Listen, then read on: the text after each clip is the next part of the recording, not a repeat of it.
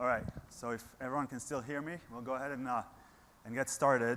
Hi, everyone. Thank you very, very much for being here with us.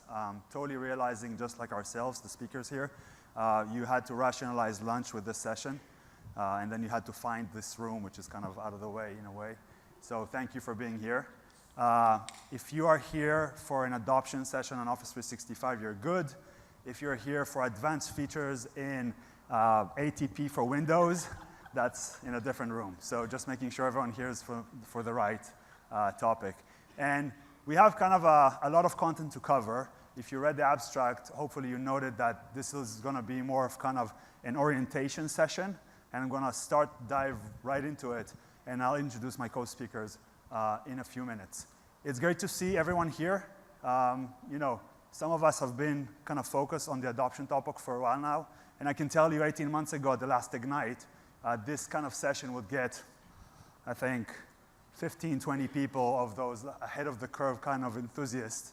And it's just great to see so many people interested in this topic and how do we get value out of Office 365 and everyone kind of help in their organizations to business users and end users doing it at scale.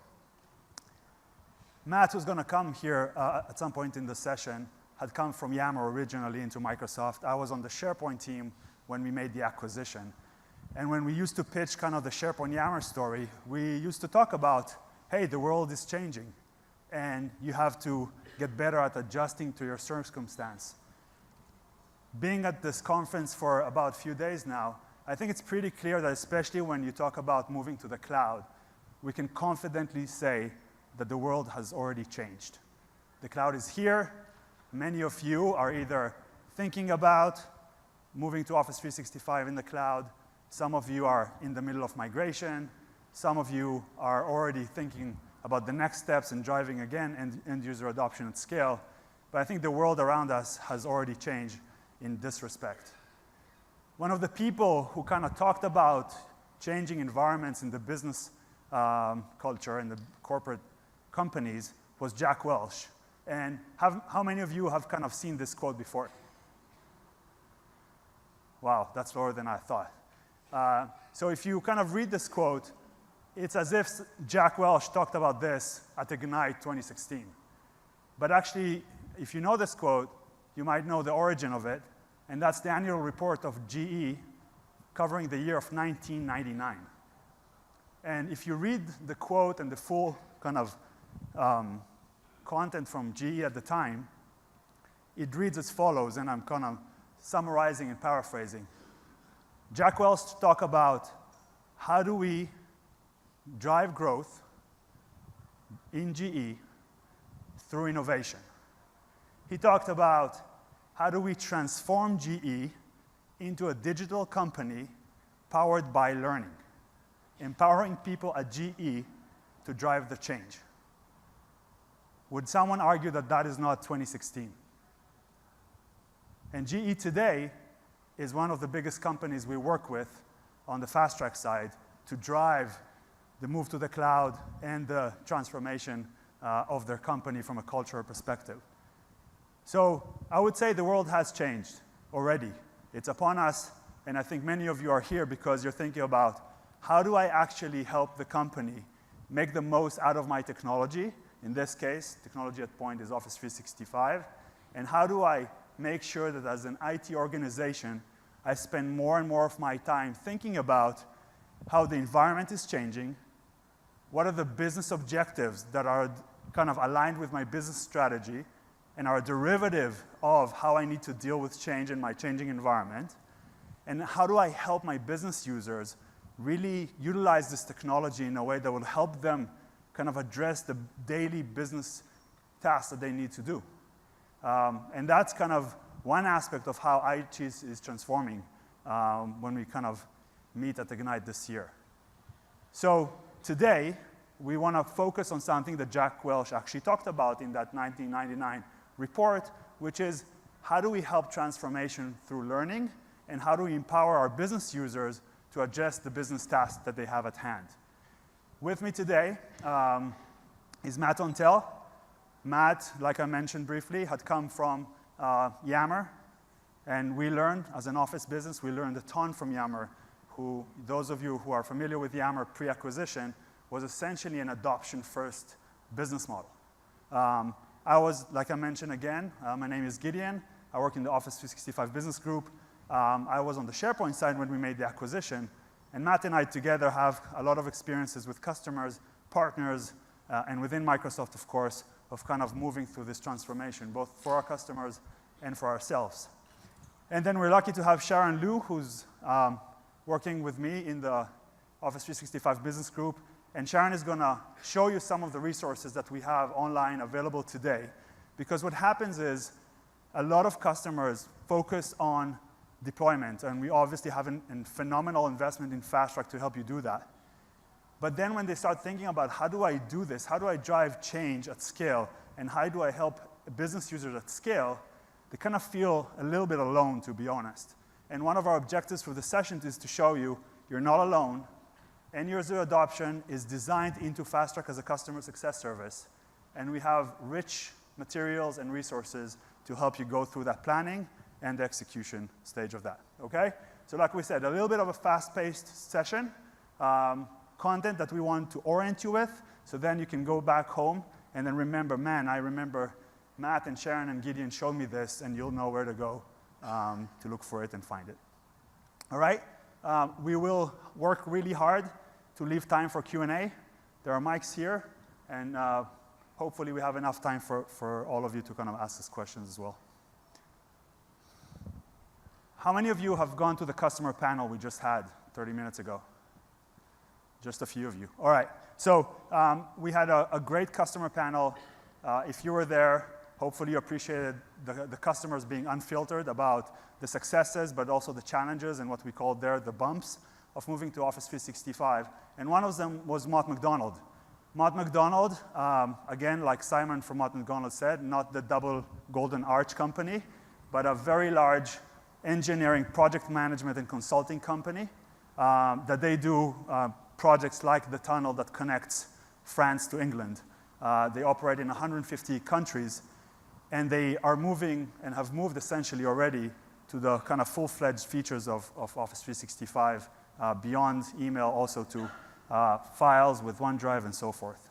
And when you talk about things that are core to planning and being successful and moving to Office 365 and driving the business value, you will see us in this session talk about things like vision, challenges, stakeholders. And it's interesting, Mott MacDonald, going back to kind of talking about the changing environment, the business need to move to the cloud was not a technological need. It came from their environment, which was shared by many of us, meaning specifically that in 2008, the economic crisis essentially forced them to rethink their cost structures. And they essentially said, hey, we have to reinvent the way we manage engineering projects around the world. We have to reinvent the way we enable our teams, our engineers, to collaborate together, whether it's an engineering working on the next phase of the Panama Canal with an engineer that is working again on the tunnel connecting France and England. And what you'll see kind of from that story, and Simon has a deep dive session on the Mott MacDonald story, I think, today or tomorrow. One of the things they focused on early on was the vision. And the Mott MacDonald vision, which I think I have on a later slide, really speaks to the fact that you have to think about your business goal. And I'm going to go back to that later on, but that's something that sounds simple. And like many of the things that we're going to talk about today, it sounds simple, but it's really, really not easy. So you'll see what I mean when we get there. Another thing that happens, and Simon and I just chatted about this earlier today, is the IT team. We talked about kind of IT moving to becoming a business enabler and thinking about end-user adoption and value. It's interesting to know, just as an anecdote, Simon's manager, when they kicked off the project, was the IT director for the company. Now, his manager their title is Business Transformation, the Director of Business Transformation. And you can see that with customers who are successful with kind of reinventing what the company needs to do through technology. They reinvent the purpose and the objective of IT. And you can see people, also good to see on a personal level, people moving up the scale and getting literally promoted after these projects. But really the company, it's a reflection of the company kind of different perception about the role of IT. Because if I'm now presented to the company as the director of business transformation, it's a different message than if I'm presented as the director of IT. And the expectations from the organization to me, if I'm that person, are fundamentally different. So when we looked at kind of our customer base, and if you've gone to any of our FastTrack related sessions, you've heard more than a couple of times that we essentially engage with 4,000 to 5,000 new customers every month. And by customers, I don't mean people, I mean organizations. And that's becoming an incredible wealth of insights, feedback, pushback, and learning for us that we then want to go back and share with you guys. So this is one example of a research we did. We essentially looked at companies that within 3 months or 90 days achieved high level of usage, not only on Exchange Online, but also across different workloads. And we asked ourselves, what are the attributes that are common to these customers? And what you can see here, we looked at roughly 20 different activities that customers invest in when they think about and then execute on end user adoption. And these are the top 6 that were common among, again, the ones that have achieved high levels of usage and business value within 3 months or 90 days. And what you can see here, essentially, activity 1, 5, and 6, I believe, are literally about planning adoption. And today, which is just where we are and reflects the diversity of our customers, one customer you would talk to would say, you know what? We actually didn't do anything when it comes to end user awareness and training and so forth. We kind of flipped the service in the back end. The user saw a little bit of a different UI, and that was that. And then we asked us a question through a help desk. What we see through research, again, at scale, is customers who intently plan for end user training and awareness and actually put a good team behind it and budget and a priority do better within 3 months, which is essentially kind of a relatively short amount of time. The other kind of activities that you see here are things that, again, sound simple, but are not easy to achieve. For example, executive or business sponsorship. There is a big, big difference between companies we work with where the end user training and awareness is an IT-only project. And then, like one of our customers commented in the session earlier, we send emails, we do all these things, people, most of them don't even read the email, to a scenario where, like in GE, for example, one of the CXO level executives champions the transformation of the company and the culture of the company. And if some of you have seen some of the recent ads, TV ads by GE, talking about the digital company, that's one aspect of what they do. One other aspect is Office 365 empowering this transformation, making people more productive, more innovative, and so forth.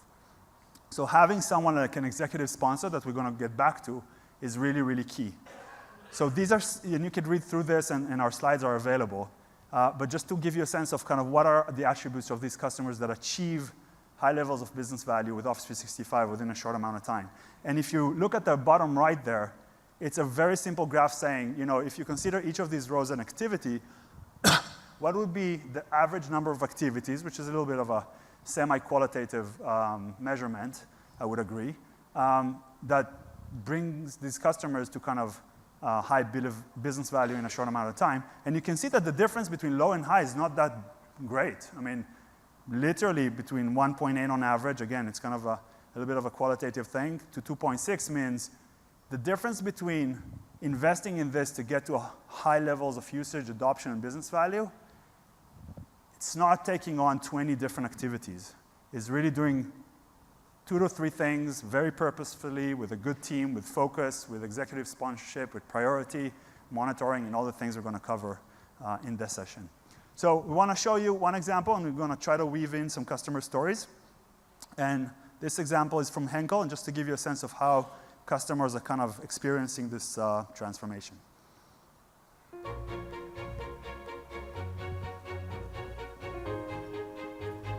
My advice to other companies would be, make it in a short time frame. Just do it. Make it happen.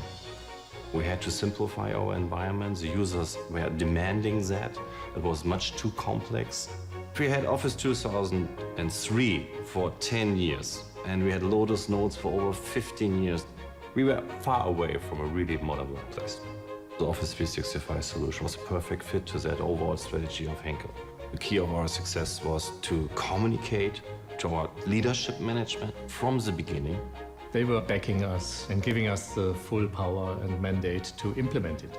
You need a strong project management capability and team resources, which we had in place. It's crucial to get it communicated and in the right way. Office Pro Plus, we rolled it out and we did the click-to-run implementation, the complete link rollout, SharePoint rollout, and the migration from Lotus Notes to Outlook. So we were much faster than anticipated. We thought there would be more applications where we would have issues. We had to look at 1,500 global applications and 11,000 Lotus Notes databases. We have migrated, we are up to 99% at the end, much higher than we expected. It was so important to have this change management program to get users on board. People realized very fast that this is a huge step for them and this is a huge improvement for their daily work. Communication is key to success. We gave them a lot of tools to get answers to quick questions. Over 100,000 e-learnings were taken by the users. This was really the right strategy to get the people to the new tools. Overall, it was a very seamless process. Everything went very smooth in a very short time. Office 365 has made Henkel faster and more agile because we interact and collaborate in real time. That's a change of culture, and that's very important. Office 365 simplifies my way of working each and every day.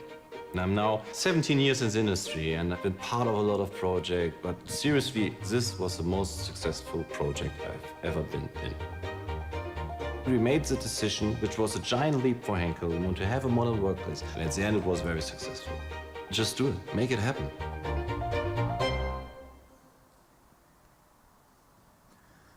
So obviously it's not as easy as just saying make it happen. Like we said, simple but not easy. But hopefully you've heard a few things. One is executive sponsorship.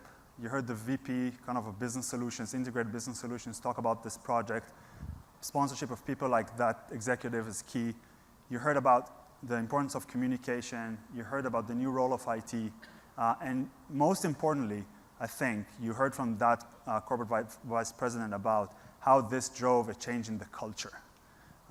And as we roll out new technologies, and we think often, both us at Microsoft, it's part of our faults, and sometimes in IT, we think about these things in Office 365 workloads, right? We're going to do Exchange. We're going to roll out Yammer, right?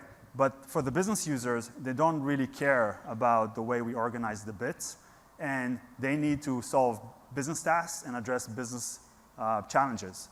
So, when you think about how you roll these things out, we heard customers go from either I do it gradually, I just want to focus on Exchange for now, I don't have the resources, I'm going to do other things later on when we see that this is stable.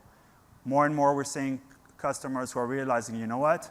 This is going to be such a focus for me in the next year, budget year, fiscal year, calendar year, and so forth, that I'm going to work to enable Office 365 across the board. Yes, I can then roll it out gradually based on departments and priorities and so forth, but I want to get the technology enabled, and we're seeing good momentum with customers doing that.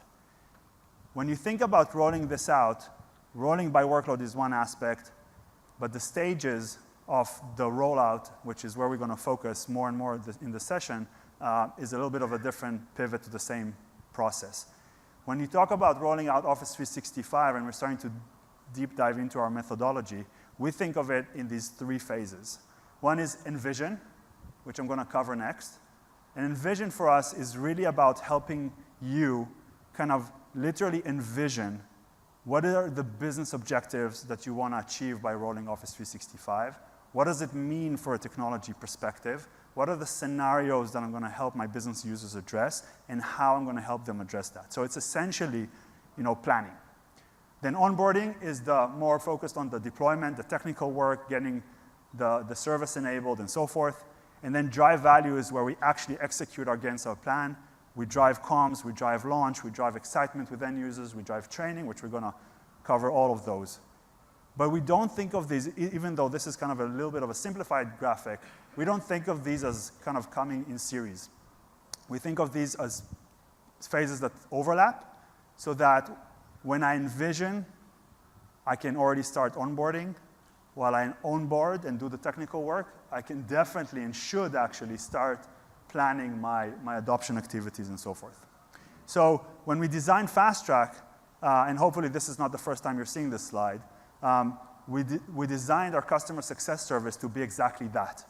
It's a service that whether on the digital assets that Sharon is going to show you, or the FastTrack the FastTrack managers and engineers, they would work with you not in a serial mode, but essentially you should use the resources and engage our FastTrack managers to do this somewhat in an overlap manner. And the last thing I'm going to kind of note, in case you haven't seen this slide, is FastTrack is not only kind of this different phases overlapping, but it's also repetitive. So let's say you execute against this kind of framework for exchange. You can then, based on your needs, if it's together in parallel or 6, 12 months later, you can go back and engage with FastTrack for an exchange, a SharePoint Online project, a Skype for Business project, and so forth. We mentioned, kind of the number of customers we work with. What I would mention on this slide is essentially, this is global. So what happens is we work not only with customers with different sizes, from 50 seats of Office 365 all the way up to a company like GE, but we learn a lot from, again, how does this impact customers' culture? And working with customers from different regions, different languages, different local cultures tells us a lot about how do customers do this in different ways. And so when you engage FastTrack, for example, we try to reflect and share those learnings with you as well. So now we start kind of going deeper into the different stages. And again, if you're thinking, oh, this is straightforward, that's exactly the point. Simple, but not easy. So in the Envision stage, kind of 3 things we want you to think about and really be focused on. Identify your key stakeholders, define your vision, and plan for the rollout. So don't think, hey, I'm going to figure out the technical migration deployment aspects, and then I'm going to think about how to drive adoption. It's really, really a better practice to start early on planning for that. And then some assets, why do you put identify stakeholders before defining my vision? Like, I want to define what I want to do, and then I'm going to reach out to those people who are important for me to achieving that vision. Well, if you really want to define a vision that is non-IT centric, you have to bring in those stakeholders first. And that's a key part of what we are learning as we work with customers. The people who are going to help you not only envision the right vision for Office 365 in your organization, but are also, and Matt is going to talk about this later, they're naturally going to become your champions later on, are people mostly outside of IT. And when you talk to different IT departments, and I had spent 10 years in an IT organization, it's not your most natural thing in every organization to think about, hey, HR is my main contact, or marketing is my main stakeholder. Bringing those people in earlier in the planning, before you even write your vision statement, is actually one of the biggest things that we're seeing with successful customers. So again, if it's operations, if it's legal, obviously IT, and oftentimes IT is kind of to use an American term, kind of quarterbacking this process. But bringing these people in will help you define a vision that is then going to resonate with the rest of the organization. And what we're seeing is, and I may repeat that later, but we talk to customers, and there's a very big difference. I met with a healthcare organization a couple months ago in Redmond, and I had 15 IT managers, directors, and executives in the room. And they were about to deploy Office 365, and I said, what is your vision? What happens usually is first there is silence. It's a little bit of this awkward silence. And then one brave soul kind of broke the silence and said, we really want to get bigger mail boxes for our users. And as much as having been in IT, I totally understand where that person was coming from. That is not a vision for business transformation, business value, and cultural change. A different healthcare organization, so the same industry, out of the UK that I worked on 2 years ago, their vision was, we're going to use SharePoint Online to help us save lives, which sounds very bombastic, I know. But that heart surgeon was actually with me on stage in a conference talking about how do they use SharePoint Online to deploy a solution that does shift management. So a shift of nurses and doctors exit and a new shift comes in. And using SharePoint Online as a platform to share patient information actually helped them reduce patient error and patient care error and reduce the number of wrong medicine being given to a patient or just misinformation, and literally being able to quantify this in lives. So this is one extreme example, and this is the other extreme, and most of us are somewhere in the middle. But what I encourage you is to really think about what is the business goal for you during this great investment. One of the things beyond departments to think about is what type of people you want to bring into the process. Executive sponsor we talked about. Champions, Matt is going to cover later. One group that is not talked about that much, but we find in research repeatedly that they are very effective, are what we kind of call shepherds. And shepherds are people, sometimes in IT, as you can see at the bottom of the slide, actually mostly in IT. But these are people that kind of herd the cats. They bring the village along. They make the connections happen. And these are people that, again, sometimes because we don't think about our organization that way on a daily basis, we have to stop and spend some time thinking about who those people are. But it's very important to bring them in to the process early on, help you define the vision, and then go vet it with the executive sponsor and get them to buy in and support it. So I kind of mentioned this a little bit. I'm not going to drain this slide again, but I would just say, I know it's hard, and sometimes, we talk to IT folks who are just kind of tells you, I don't know how to do this. My manager just told me to figure this out. I don't have the buy-in. And investing time up front in getting time with that person in the executive suite that you think is going to be your champion and your sponsor is so important. Again, it could be in a 300-person company, so access to those execs is easier. And it could be somewhere in GE when you tie it to a bigger thing and you just show the execs of how IT is going to help that transformation happen. So you can see some content here, and again, this is available to you, and this is important. Complete a vision. Simple, but not easy, but there are some steps to essentially do this. And as much as this sounds simple, but based on research, not intuition, I can confidently say that most people don't do it. And I highly encourage you, highly encourage you to take these steps and just set up a meeting. Bring the first 5 people you think will be relevant. You'll figure out that 2 are not relevant. They'll recommend someone else. It'll take you a week or 2 or 3. It's a very, very worthwhile investment to do up front. This is the Mott MacDonald vision statement that I mentioned. Remember the context, global economic crisis, engineering company in 150 countries, and essentially what they wanted to do is enable the engineers to access every information, regardless of where they are, whether they're in the office or mobile, and be able to share information and knowledge with their engineer counterparts that are spread around the world. So this is not about mailbox sizes. It's not about what's the largest file size that you can put and save on SharePoint or OneDrive for Business. Your scenarios are very, very important, and this is where you go down from your vision to what are the actual business problems that you want to solve. And you can see some of literally the questions that most customers that have gone through this and used our methodology have done. Mott MacDonald, by the way, claimed that they've taken the FastTrack methodology from our website end to end and just use it as is. They also have given us great feedback about it. And this is the type of discussion and engagement with customers that informs these questions that we share with you. We think that we have kind of roughly 5 to 6 key scenarios, and a lot of companies kind of use these as the high-level scenarios to go and say, you know what, I'm going to focus on getting it done from anywhere because, again, mobile workforce dispersed around the world and so forth. Some people are, you know what, my first scenario is I want people to read emails on their phone, and it, again, sounds simple, but for IT, not easy, but the business value is phenomenal. So we have these. They're available on our website. As Sharon is going to show you, we have a lot of collateral and content that goes with each and every one of those scenarios so that you don't have to go and create a digital collateral. You can just utilize what we have and go use it within your organization. And then a fairly kind of recent addition to what we have online is what we call the productivity library.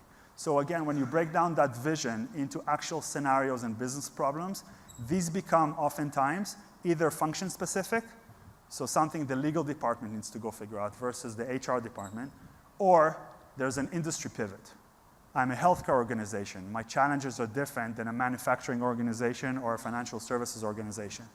So the productivity library that you can find on our website has all of these Office 365 scenarios in a way that is written in end-user language. And again, you have the collateral attached. So if you say, you know what, these two kind of use cases are things I want to focus on, you can go and get the collateral, use it, and you don't have to invest a lot in creating that content and digitize it. I mentioned this a couple times already. Sounds simple, it's not easy, and most people don't yet do it. Communications, like you heard on the video from Henkel, have a communication strategy. Engage. If you need corporate communications with you, if you need HR with you, if you need the training department within IT or outside of IT, engage them early because the amount of communication you're going to need is significant.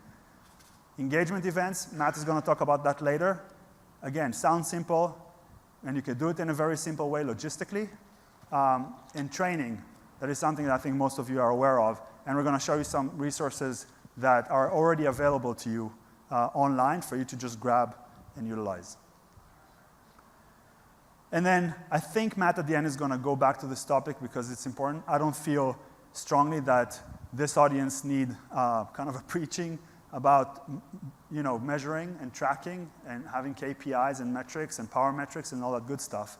I would say, though, again, try to tie whatever it is that you decide to measure to that vision, to the business objective, and to the scenarios. All right, so we have our IT ops KPIs, which is good, but really think hard about what do I want to be able to, kind of when I join the executive meeting to report status on this project. I want to say, hey, we enabled 1,000 more mobile employees to do this for the business, right? And really have KPIs that are simple, clear, but are worded in a business orientation rather than just technology.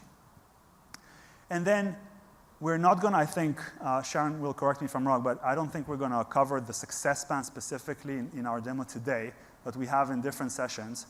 We do have, if you go to our website and authenticate, there's a whole section and module that enables you to really plan your rollout.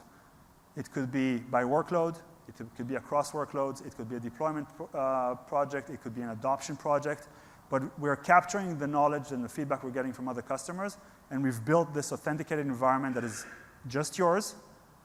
You can have your Microsoft account team be there with you, collaborating on the plan.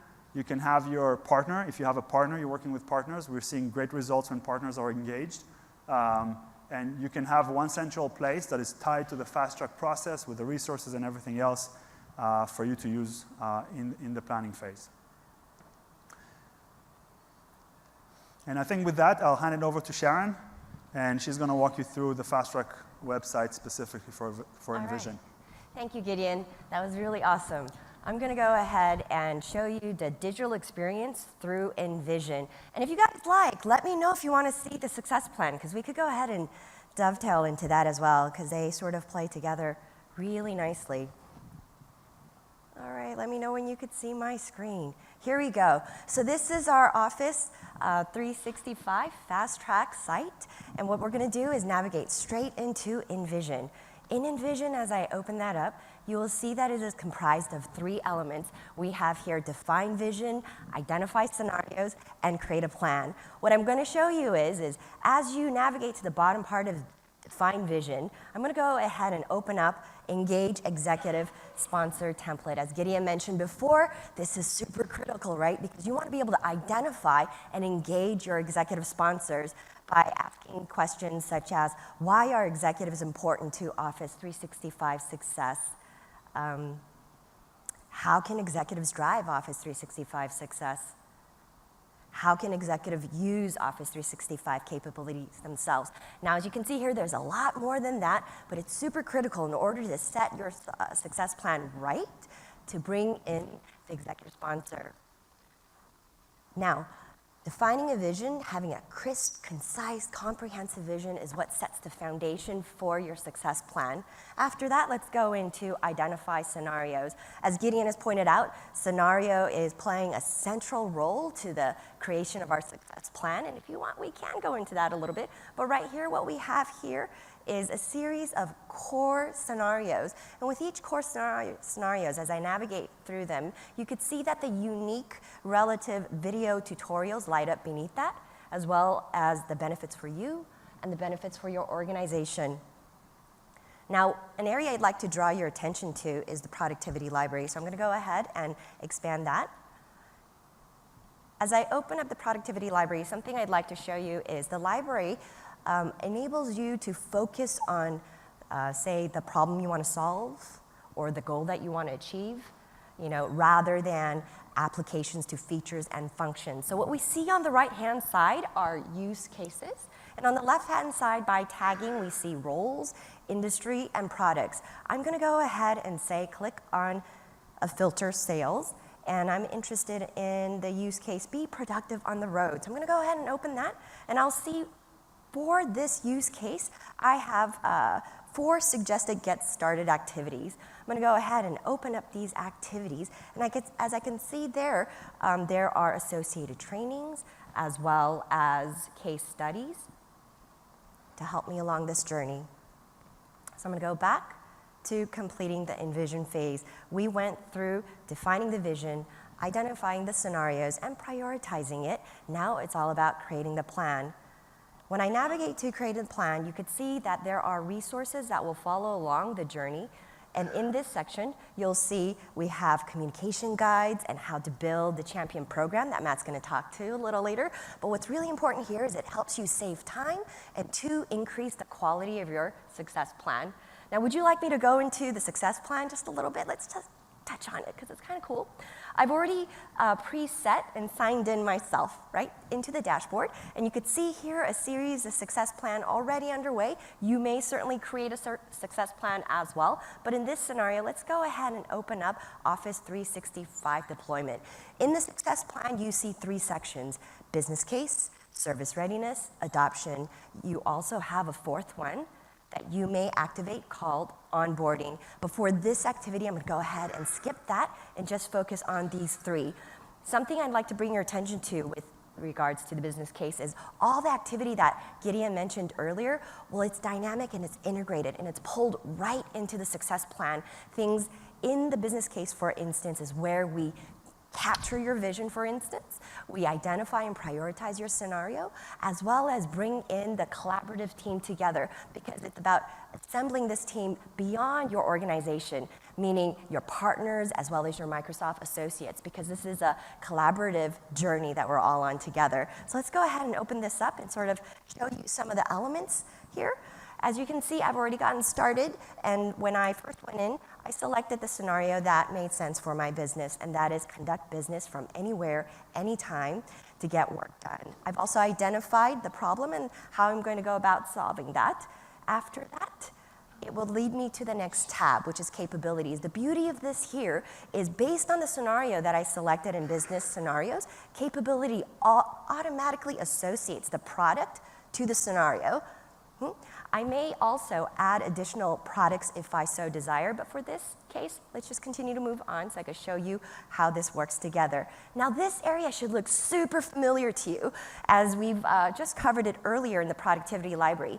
These are use cases pulled directly from the productivity library, and what's more important, it is mapped directly to the business case that you identified earlier, and you may certainly expand on these to learn a little bit more. If you click on Learn More, it'll take you to the productivity library, and if this makes sense to me for my business, I could go ahead and add that to my plan. Bam. And then, without going into more detail, the remaining tabs will cover teams, benefits, timelines, as well as risks. I'm going to go ahead and go back to the summary. So the service readiness, I'm just going to lean over that really quickly. As you know, it asks questions with regards to your current environment and your cloud strategies. So let's go ahead and move forward to adoption, because I think that's what we're all here for, right? So let's go ahead and open up adoption. Adoption is comprised of 3 sections. Now, the very first section asks you to identify your team, what is the media that you plan to use, as well as the training.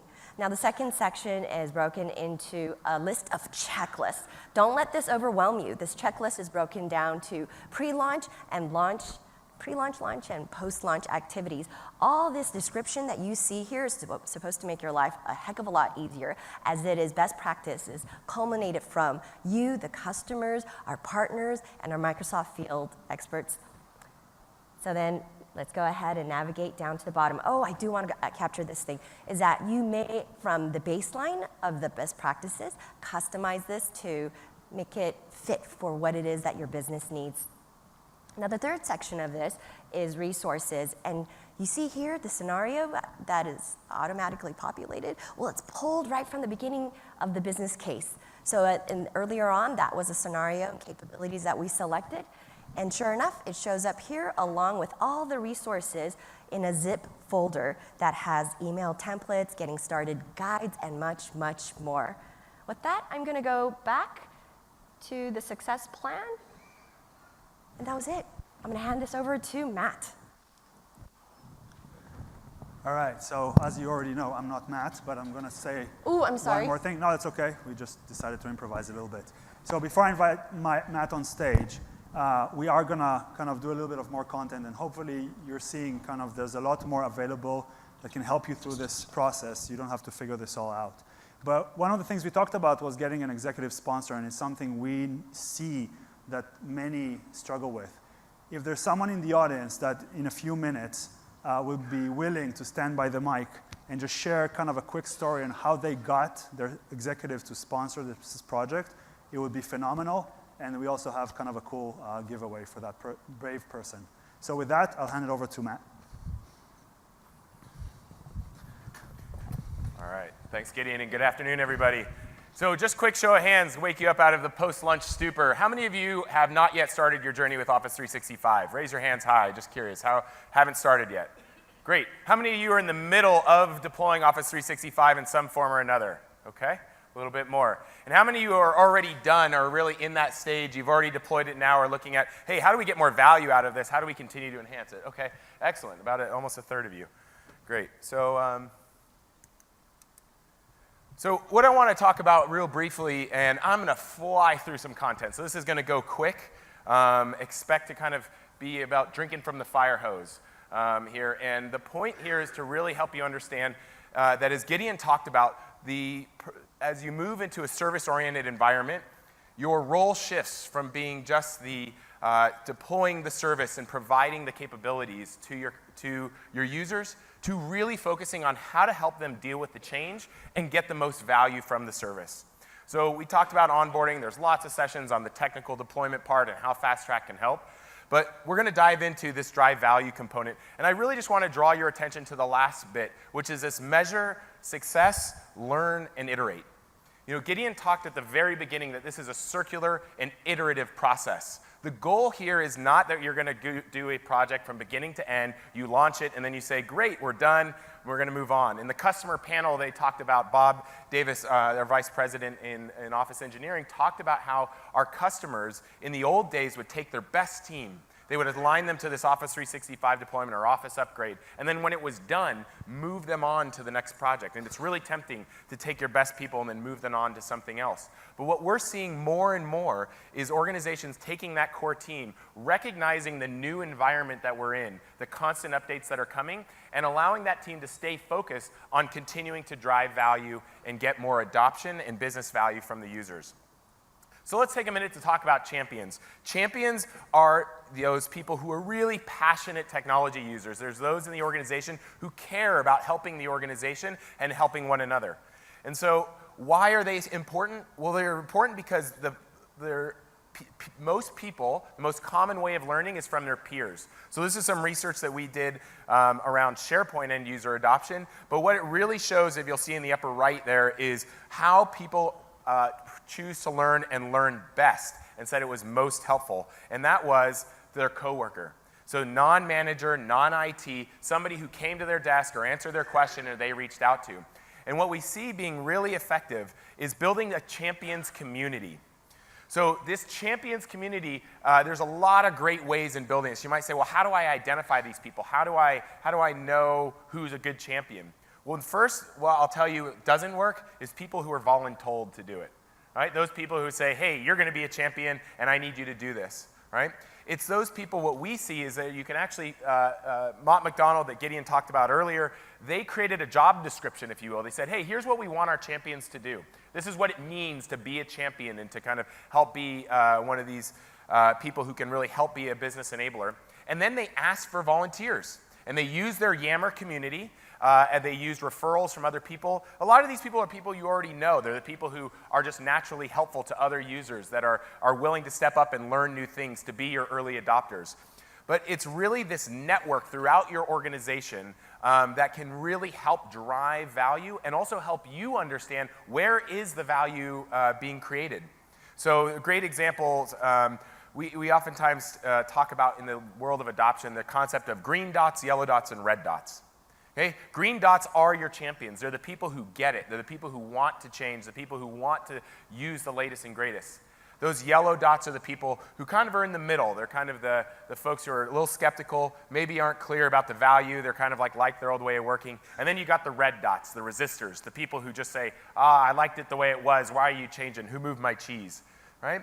And the goal here in your champions is to identify those green dots and focus on the yellow. Too often we start to focus on the red and waste a lot of time and energy trying to drag the resistors forward. Well, what will happen is by building this community of champions, you're going to start building the success stories. You're going to start identifying places in the business where value is being created. So these become your hands and feet, your eyes and ears out there, not just actually making and creating the value, but also being the feedback loop that we're going to talk about in a little bit.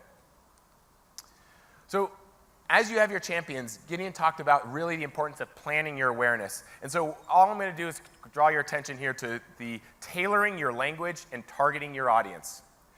Think about any product launch externally and the marketing and communications that go into that. Whether that's the omni-channel kind of social media, the use of print advertising, the use of PR, of all of the different ways that when you launch a product to the public, that companies are using to really drive awareness and drive brand affinity and drive a positive feeling towards the product. And begin to think about your own launches in that way. If we were launching this product to the market, your market being your internal users, what would you do?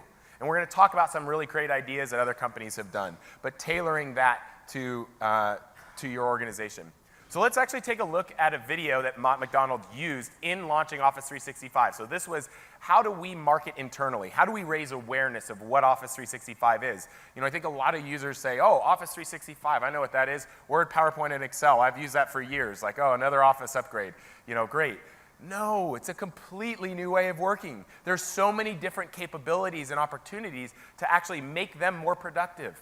Help them get their job done faster. Help them to go spend time with their families. Help them to spend less time doing monotonous things, right? How do you translate this into the things that they care about, right? Whether it's sales reaching, closing more deals, whether it's your marketing department being able to collaborate better and hear from your customers, or whether it's your R&D department being able to better connect with one another. Think about what do they care about. Spend some time doing some interviews and really understanding and being empathetic to their needs. But let's go ahead and take a look at the Mott MacDonald story.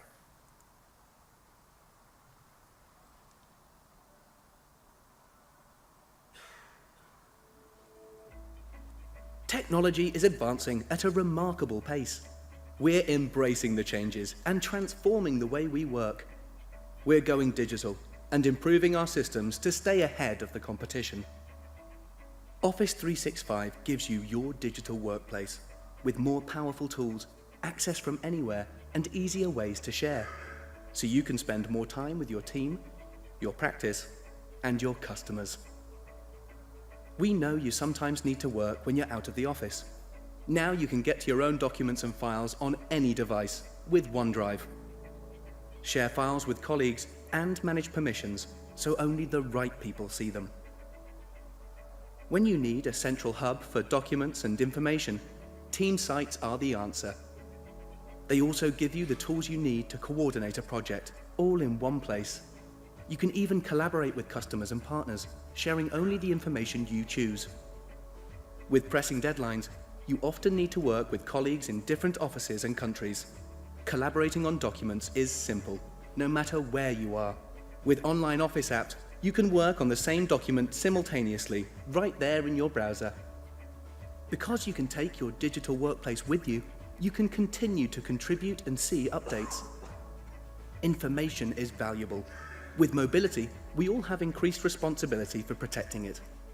Office 365 helps with security settings and device management. Customers choose us for the quality of our people. Through practice communities, we supplement local know-how with global capability. Delve lets you access this talent, showcase your own expertise, and see what's going on in your network. Then you can talk on Yammer, sharing and learning to develop innovative solutions for our customers. When you get together in meetings and calls, make the most of the time, capture ideas quickly, and organize your work with OneNote. Create meeting notes together and assign actions with a simple click. In our competitive markets, we need to impress. Now you can create compelling visual presentations online. Text, photos, and videos transfer seamlessly from any Office application to Sway and look great on any screen. Office 365 will continue to evolve as we introduce new features to your digital workplace, so you'll always have the latest tools to succeed. You'll have the freedom to contribute to our global knowledge network and work more closely with partners, so customers can benefit from our renowned professional excellence. Going digital will help us to use our ingenuity to create lasting value for all. Office 365, your digital workplace. Communicate, collaborate, and get more done. So what a great example of starting to bring together not just the experiences that they're used to, but also new experiences like Delve and OneNote. So in addition to Delve, OneNote, other experiences that people might not have known about, really they started and tied it back to that vision, working anytime, anywhere to better serve their customers. Right? Everybody in the company understands that Office 365 is not technology for technology's sake, but that it ties back to their business strategy. So let's go ahead and talk quickly about some launch and engagement events. These are really some really incredible ideas shared in our customer community. If you haven't joined, I really encourage you to go to techcommunity.microsoft.com. You can there connect with people in this room, with others who have been at this conference and around the world. So customers who are sharing their stories and their examples. So launch and engagement events are a great way to kind of go beyond just the emails and the videos and kind of the digital to provide a real life experience where people can come and they can ask questions. So what we've seen be really successful is some large scale launch events where you can do a company all hands or town hall. Using Skype meeting broadcast with Yammer built in right there, you now have the ability for people who aren't there in person to actually feel like they're there with the video, but then also to engage in a discussion and conversation about what's happening in real time. We also see using a Yammer group and pointing users there during the events and to get more information, especially those champions, is another great way to use Office 365 to launch and get more adoption of Office 365.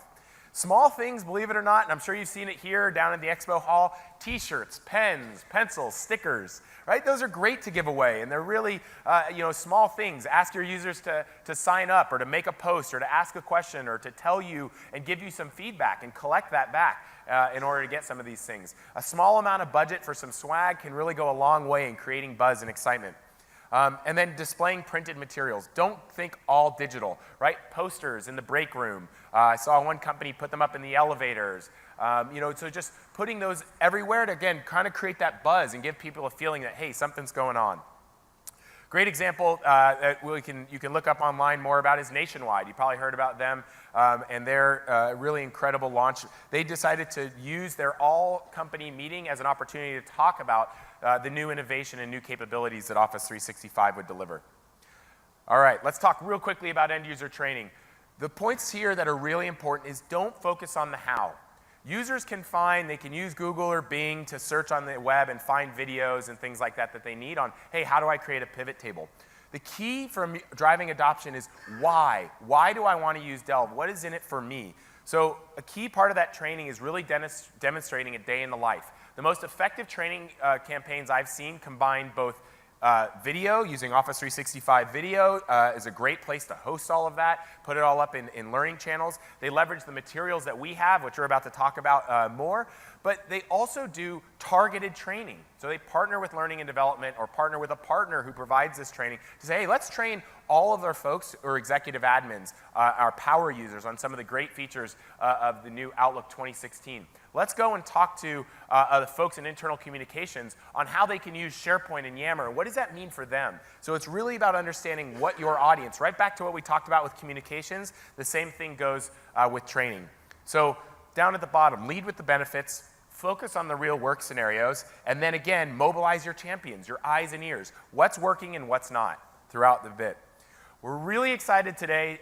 You hopefully saw a blog post in the last few days about a partnership that was already underway with LinkedIn. And they are actually, LinkedIn Learning, formerly lynda.com, has an incredible amount of excellent content around Office.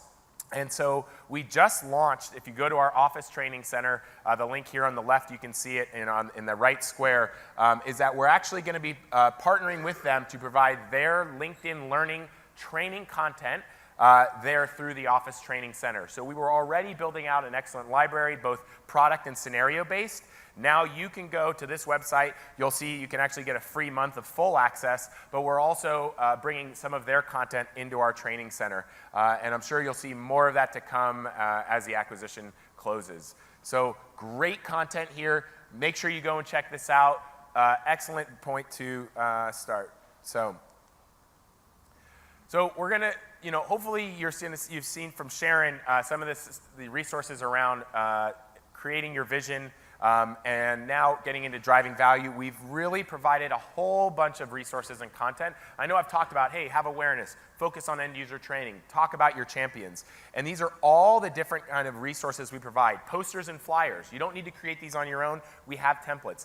Countdown and announcement emails. Take the templates we provide you, customize them, partner with your internal communications group or HR to how you're going to really make those resonate.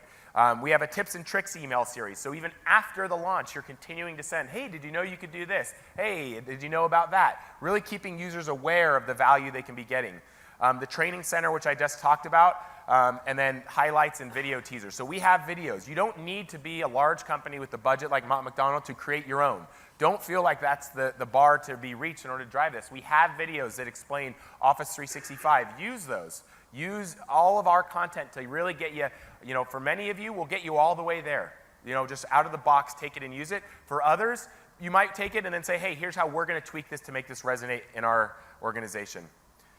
So I'm going to turn it back to Gideon. We'd love to hear your stories, as he mentioned a second ago, and we have some pretty great swag to give away. All right. Thank you, Matt. Any brave souls out there? Someone who's willing to share kind of there you go, sir. There's a mic there and a mic right there. Right there? Yeah, there you go. Thank you very much.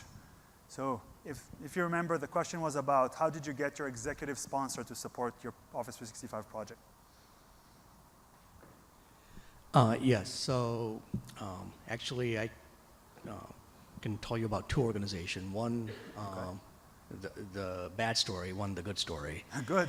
We learn as much from the bad. The first one, the previous organization I was with, the 365 transition was more of an IT-driven activity without any executive sponsors. And no vision. It was all about, as you said, larger mailbox and, cloud, and it was an issue. Yeah. It ended up being a challenge. And the current company I'm with, It's a large biotech pharma, and our CIO was engaged from the beginning. And the way we approached it, in the earlier stage of the project, we were having a weekly executive sponsorship steering meeting where we would talk about the vision, the path forward, and then it ended up being CIO +1. So CIOs and VPs of various divisions included, so that it's not only CIO, but his directs also communicating the same message. And then those meetings initially were weekly, then as projects started to move forward, it became every 2 weeks.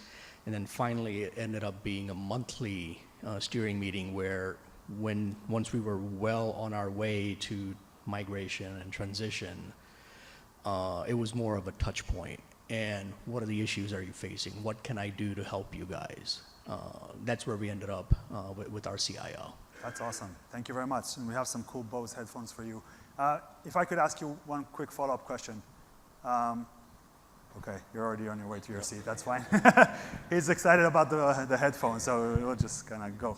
But thank you for sharing that. I don't know what the company name is, but it sounds like sometimes the CIO is that person in the executive suite that we as IT kind of have access to, and obviously kind of utilizing that relationship in your management chain to then broaden the support within the executive suite is highly, highly important.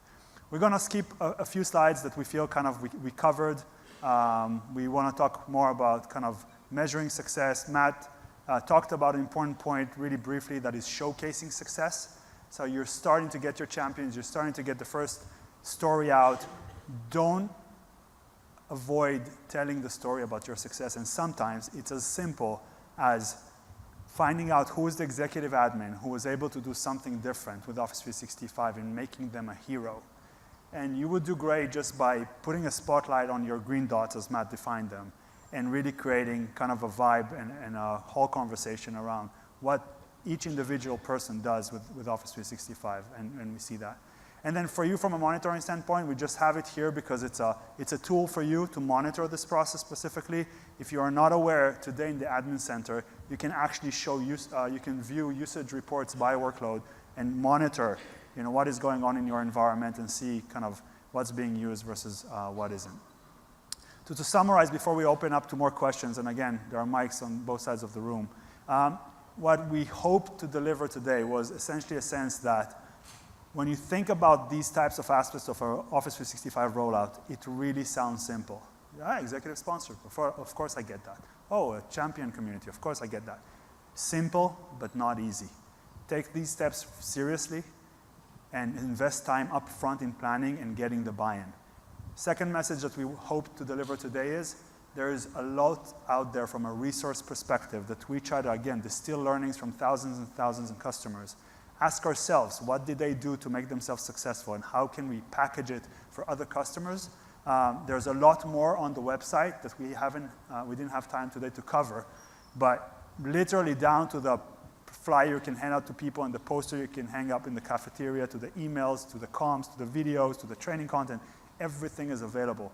So while sometimes it looks daunting, it's actually simpler, and our FastTrack team will be happy to help you with the adoption-related aspects of this. People get to know FastTrack, and more customers know about it, which is great, but oftentimes customers think about it as a deployment thing. It's not. It's a customer success service. So if you're thinking about how do you help end users, your FastTrack manager should be able to walk you through the resources, think together with you about your scenario, and kind of think about your rollout plan. So please keep that in mind. There's a FastTrack roadmap slide. Bob Davis mentioned this a couple of times in previous scenarios and sessions. Don't forget, it's a service. And by a service means that it evolves. We continue to add capabilities.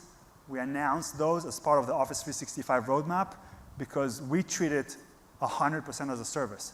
We have a note-taking service in OneNote, and we have a customer success service in FastTrack. And that's exactly how we manage it, and having a clear roadmap for you is part of the deal. So with that, we do have, I believe, a few more questions. This timer here doesn't really work. So if you have questions, we're more than happy to take them. Wow. Yeah. Hi, I know we are in America, but is it going to be available in other languages? Yes. Yes? So, Oh, that's yes, nice. absolutely. So today we're localized in how many languages, Sharon? You can whisper in my ear. It is 21 languages today, and we are expanding to 27 languages. So 21 languages that's- today, that's expanding really to nice. 27. Yeah. Okay, Yes. thank you. So Sharon owns our website, and she's doing an amazing job making sure that we push localization because we totally realize it. You can hear from my accent that I'm not from here as well. So we were a very international team in nature, and we push ourselves really hard on localization for sure. Maybe one question for myself then. Is it in Dutch? Okay. Yes. All right. Whew. Do you want to? Here, that was Make my day. a good question, and we had the easy answer, so that was good. All right.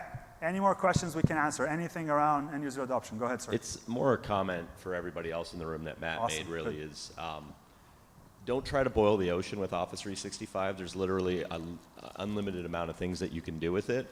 What you'll want to try to do is connect to an emotional, create that emotional connection with your users, right? When you're talking to someone, don't tell them all the features. Ask them what their business problem is, and then show them how Office 365 can solve it. That you'll get your best response for, and then they'll champion for you for the rest of their lives using Office 365. That's great. Can I just ask you what industry you're from? I work at a beer company, Nice. and we've been using Yammer for, I think, a little while. I'll just let you know that David Sachs signed our agreement, so we've been doing this a long, long, long time. So there's a Yammer connection as well. Yeah, But now I know how you're making users happy. That's good. yeah. The beer doesn't know. We just get people drunk and they use it. That's the biggest tip of the day. Yes, sir, go ahead. And then we have- So this is by way of a shameless plug. So to dovetail off of this great session, I'm doing a session on their expense, and I'm doing a session tomorrow on how to drive value in Office 365, leveraging a lot of these, but there will be some other things I want to share with you. So if you like this one, come to that one because that will build on a lot of what you just heard today. So thanks. Great, I love Shameless. And then I'll just mention in the same vein, there are customer sessions. Again, we really ask our customers to come here and share this unfiltered. There's a Mott MacDonald session, because we mentioned that, so you can go deep with them and their team and ask them everything. And the Carlsberg team is here, and they're going to share their story in a session. Yes? Sorry. Let's go that way. I have a question on improving user experience, keeping in mind that the enterprises these days are not just Microsoft-centric, but also Apple devices, iPhones, etc. Absolutely. And limitations, basic limitations, like not being able to edit your Yammer post, having OneDrive for Business not working with SharePoint, cannot open Excel files larger than 10 meg on Excel Online.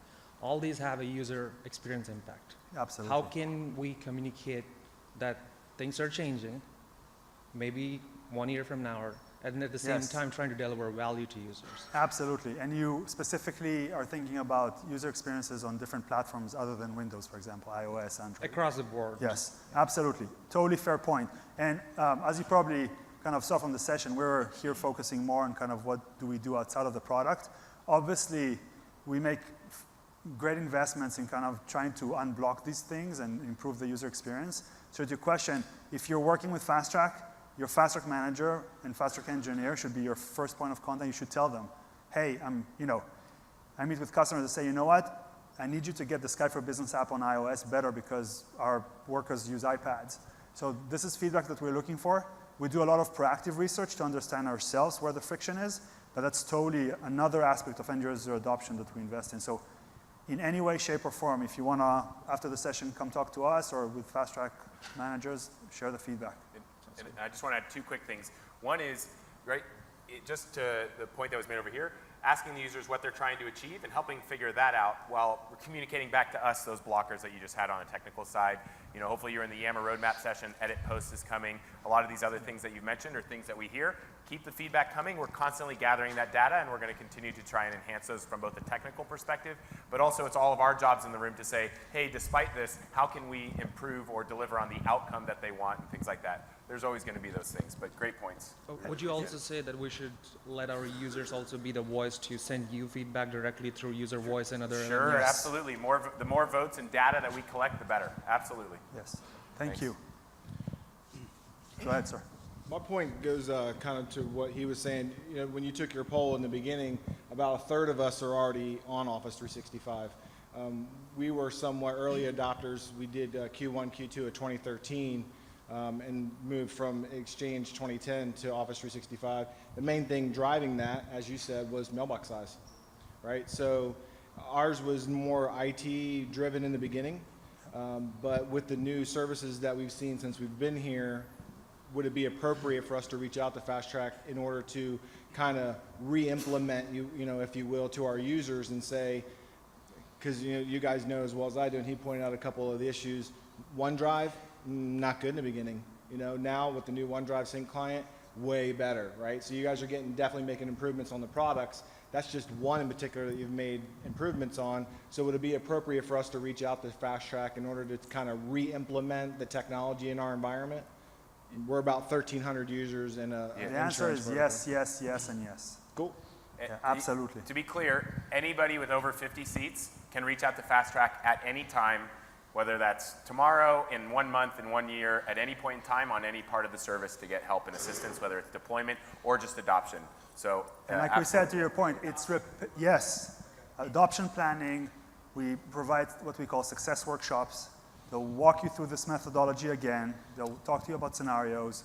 They'll do all this work. And like we said, it's repetitive. So you could do it for Exchange Online, and then you can come back and do it for Skype for Business, or you can do a scenario that is multi-workload, because again, business users don't care about workloads. I don't know if you guys mentioned, but on the FastTrack site, there's a launch, capability launch area where they show what's coming, and actually, you made the point, it's forever. Yeah.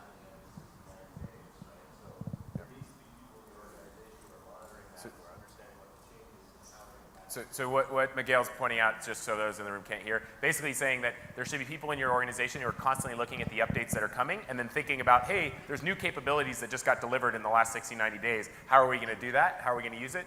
And if you'd like FastTrack guidance or help, reach out to FastTrack. We're happy to do that. But are you guys consolidating that information? What we're having a problem with is we have multiple rollouts globally.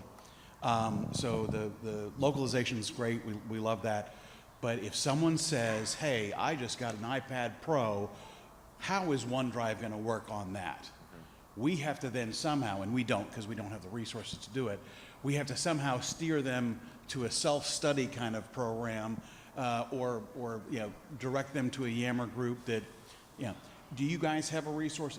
Is there a plan to have a resource so that as the roadmap rolls things out and things get baked, that gets updated, or is that something that we need to try to do? Yeah, I think it's a fair point and an important point. One is, as much as we ask you guys to think about our roadmap and be aware, the frequency of updates to the service is kind of challenging for us as well to go and every time, I think it's 30 updates a month.